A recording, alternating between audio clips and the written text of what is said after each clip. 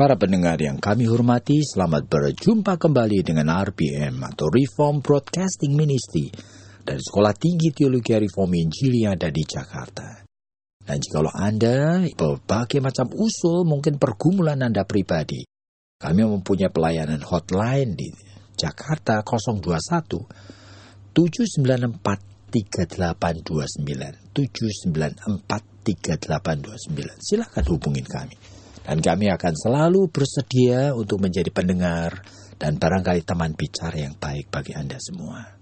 Dan bagi Anda-Anda yang ingin menjadi hamba Tuhan, kami mempunyai berbagai macam program dari STH, MDiv sampai MTH dan sebagainya, Master of Theology. Jadi ada berbagai macam program yang Anda bisa ikutin tes masuknya pada bulan Januari, bulan Mei, bulan Juli, dan sebagainya. Dan jikalau Anda berminat, silakan hubungin kami melalui telepon di Jakarta 799 0357 799 0357. Nah, kali ini kita masih di dalam topik membicarakan hope atau pengharapan. Di tengah pernikahan yang sudah mengalami kerusakan. Hope di tengah pernikahan yang sudah amburadul. Yang kadang-kadang pernikahan tersebut itu bukan hanya wujudnya sudah berubah. Kadang-kadang rumah tangga itu isinya apa sudah tidak karu-karuan. Karena suami istri kadang-kadang sudah berminggu-minggu tidak berbicara. Kadang-kadang anak-anak bingung. Dia bahkan di dalam keluarga setiap kali berbicara selalu ada pertengkaran. Bahkan ada di dalam rumah tangga semuanya ada di sana. Tetapi hidup dalam dunianya sendiri-sendiri. Bahkan luka-luka batin itu sudah ada. Mungkin ada perselingkuhan. Pada menghadirkan orang ketiga di dalam kehidupannya. Bahkan sudah ada anak dengan perempuan yang lain. Waduh, rumah tangga itu menjadi tidak karu-karuan. Jadi pernikahan yang sudah amburadul seperti ini, tetap sebetulnya ada hope. Sehingga sekali lagi yang dikatakan Tuhan di dalam Matius 19, apa yang sudah disatukan Tuhan, jangan diceraikan. Jadi jangan dimatikan pernikahan seperti ini. Dan salah satu hope, itu tandanya, jikalau bukan hanya tidak divorce, tetapi di dalam rumah tangga tersebut ternyata kondisi lama masih dipelihara. Misalnya aja, mereka masih tidur sekamar. Atau barangkali foto-foto pengantin, foto keluarga masih terpampang, ditempelkan di ruang tamu atau di ruang tidur. Nah, cincin kawin masih dipakai. Jadi meskipun hati, perasaan, pikiran itu sudah contaminated, sudah dicemari dengan pikiran-pikiran negatif terhadap pasangannya. Bahkan realitanya, fenomenanya, setiap kali komunikasi selalu bertengkar saling melukai. Tapi jikalau hal-hal lama masih dibiarkan ada. Seperti misalnya tadi, masih tidur bersama. Satu tempat tidur, satu kamar. Barangkali cincin kawin itu masih dipakai. Dan foto-foto keluarga yang ditempel baik di kamar maupun di ruang tamu masih sama. Itu berarti masih ada pengharapan. Bahwa sebetulnya melalui sarana-sarana tersebut, pernikahan ini masih ada hope. Nah, bagaimana itu masih ada hope? Apa hubungannya cincin kawin itu dengan hope? Oleh karena manusia itu sebetulnya mempunyai hati nurani dan mempunyai yang namanya kesadaran, conscience. Jadi hati nurani atau conscience ini sesuatu yang ajaib. Yang isinya sebetulnya itu hasil daripada herediter manusia itu makhluk yang memang makhluk peta dan gambar Allah. Dan ada unsur hati nurani yang membuat manusia selalu bisa peka terhadap apa yang tidak dilihat oleh mata. Yang ada ada di dalam batinnya. Dan hati nurani itu belajar juga melalui proses pengalaman, sehingga seringkali disebut sebagai super ego. Meskipun tidak selalu belajarnya itu hal-hal yang baik, artinya porsinya, begitu banyaknya, ya, bentuknya, isinya, tidak selalu super ego itu sehat dan baik. Makanya tidak heran jika ada kritikan bahwa super ego seringkali menjadi sumber dari neurotik atau sakit jiwa. Tapi kita tidak akan membicarakan itu. Cuma kalau sampai cincin kawin masih dipakai, sebetulnya hati nurani manusia itu masih hidup dan dia itu masih merasa pernikahan ini saya tidak mau matikan. Hubungan saya sama istriku, sebetulnya saya itu sadar tidak mau saya matikan. Nah inilah, kalau foto itu masih terpampang dan tempel, barangkali setiap hari itu bisa lihat bahwa foto suami istri, pernikahan atau keluarga masih di sono. Seperti hati nurani ini masih hidup, bahwa keluarga saya itu saya tidak ingin matikan. Nah inilah yang kita perlu waspadai. Sehingga hati nurani yang masih hidup ini harus dihidupkan dengan lebih baik. Nah, mari kita dengar apa yang Ibu Esther mau katakan. Ya Pak, sebetulnya di dalam kehidupan pernikahan itu kan sekarang sudah lebih banyak lagi ya. Kalau kita zaman kuno itu kan cincin dari kapan-kapan ya punyanya itu ya itu terus yang dipakai. Tetapi kalau zaman sekarang ini kan misalnya saja mereka punya pria idaman lain, punya wanita idaman lain, kan sekarang ini juga saling memberi. Sehingga kalau toh ada cincin kawin, itu bukan cincin kawin yang dulu itu Pak. Loh ini pernyataannya adalah cincin kawin yang dulu begitu. Jadi hal yang lama itu masih dipelihara. Masih sama dipelihara. Saya makanya termasuk foto, itulah foto pengantin, barangkali foto keluarga masih di sana. Iya Pak. Apakah itu tuh merupakan suatu dalam tanda petik begitu ya? Apakah ini tuh jaminan? Oleh karena sekarang ini kan begitu banyak orang tuh yang juga nggak peduli gitu loh. Masih mau dipasang atau enggak. Hari ini dibanting, besok pagi di frame lagi, dipasang lagi misalnya. Ya, apalagi kalau seperti itu. Pada saat sudah dibanting masih di frame lagi dan dipasang lagi, menunjukkan hati nuraninya sebenarnya masih kuat sekali itu. Masih kerja justru gitu ya Pak. Itu pengharapan yang lebih besar lagi bahwa pernikahan ini masih bisa diperbaiki.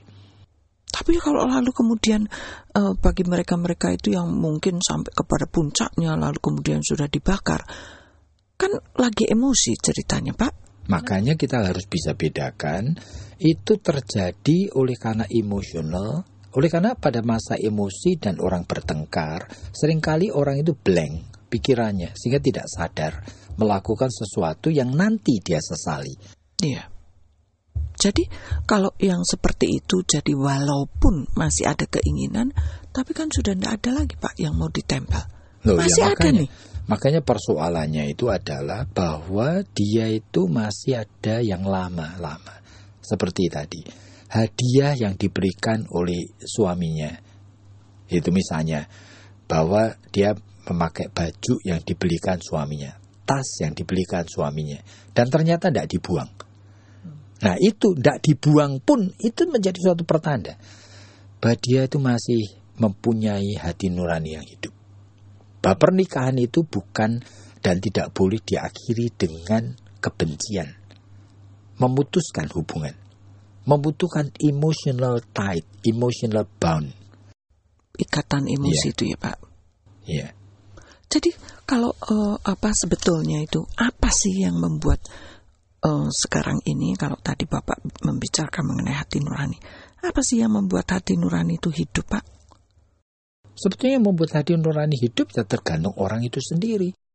Dan orang itu sendiri kan mempunyai tanda petik pengalaman belajar dari kecil di dalam area apa sebetulnya hati nurani lebih mudah hidupnya.